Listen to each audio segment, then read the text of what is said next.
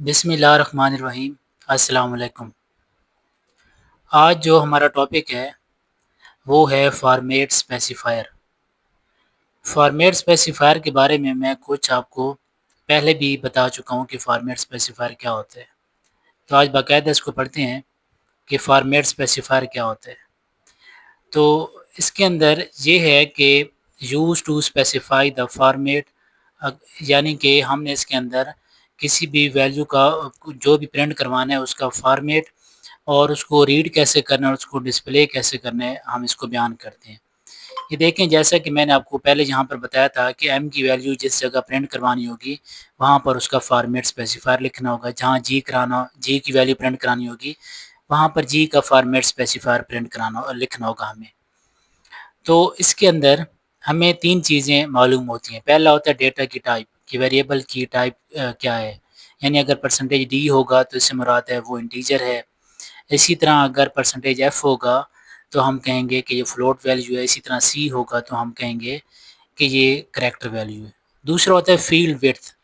Field width کا topic ہم آگے مزید پڑھیں گے، لیکن فیلڈ وڈتھ بیسیکلی کالمز کو کہتے ہیں کہ کالمز کی تعداد کتنی ہونی چاہیے، یہ ہم آگے پڑھیں گے۔ اور تیسرا ہوتا ہے فارمیٹ آف دا ویلیو، کہ ویلیو کی فارمیٹ کیا ہوگی۔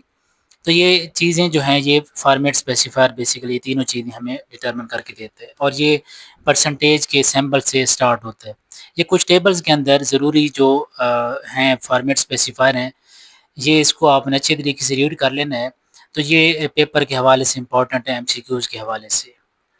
تو یہ اس کے بعد نیکسٹ ہمارا ہم پڑھیں گے کہ انٹیجرز، فلوٹنگ اور کریکٹر اور اسٹرنگ ویلیوز کو کیسے ڈسپلے کرایا جاتا ہے۔ تو میں نے اوپر آپ کو جیسے بتایا ہے کہ اگر آپ انٹیجرز ویلیو کو پرنٹ کروانا ہے تو پرسنٹیج ڈی کا یوز کریں گے، یعنی ہمارے پاس ایک ایم ہے انٹیجر، تو انٹیجر کو آپ نے ڈسپلے کروانا ہے تو پرسنٹیج ڈی کا یوز کریں گے۔ ایم کو آپ نے جس جگہ پرنٹ کروانا ہوگا اس لائن کے اندر، آپ نے اسی جگہ پر پرسنٹیج ڈی لگانا ہوگا، تو ایم کی ویلیو وہیں پر جا کے سیم اسی جگہ جا کے پرنٹ ہوگی جہاں پر آپ پرسنٹیج ڈی لکھیں گے۔